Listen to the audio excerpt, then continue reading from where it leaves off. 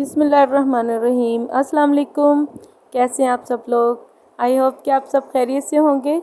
आज मैं आपके लिए बहुत ही ज़बरदस्त वेजिटेबल की रेसिपी लेकर आई हूँ। बहुत ही टेस्टी बनती है और सब बहुत ही पसंद करते हैं। शलजम की रेसिपी, चिकन शलजम आज हम बना रहे हैं। बहुत ही ज़बरदस्त हमारी आज की रेसिपी बनने वाली है।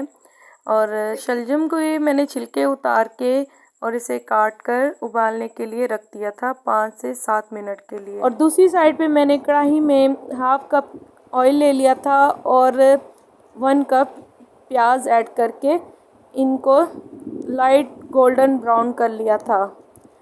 और यहाँ पे मैंने हाफ केजी चिकन ऐड कर दिया। प्याज जब हमारे गोल्डन ब्राउन हो जाएंगे तो उस टाइम हमने चिकन ऐड कर देना है। और फिर मैंने 1.5 टीस्पून लहसुन अदरक का पेस्ट भी ऐड कर दिया था। अब हमने चिकन को अच्छी तरह से गोल्डन ब्राउन होने तक फ्राई कर लेना है, यानी अच्छी तरह से पका लेना है प्याज के अंदर, ताकि इसका कच्चापन ख़त्म हो जाए चिकन का।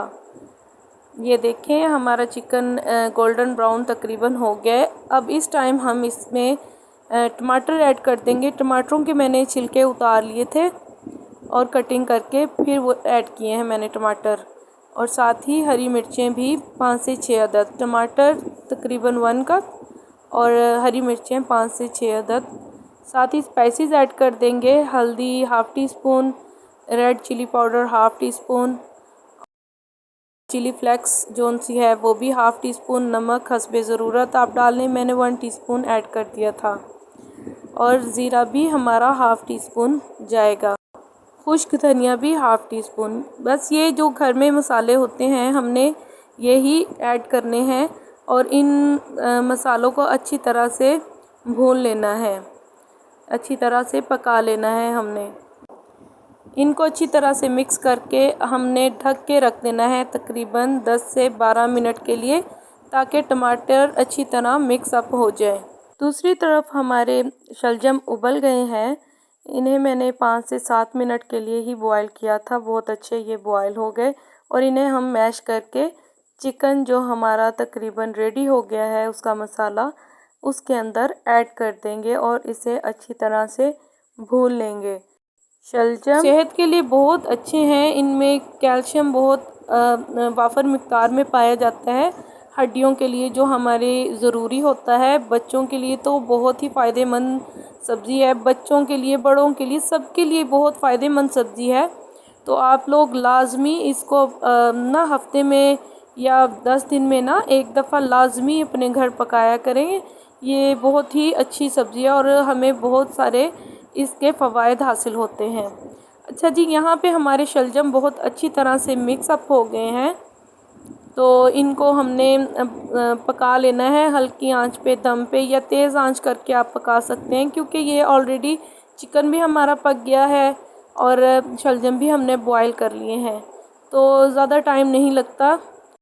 यहाँ पर मैंने हरी मिर्चें दरमियान से कट करके और धनिया जो है डाल के इसको तकरीबन 2 से 3 मिनट के लिए तेज़ आंच पर बहुत अच्छी तरह से भूनना है।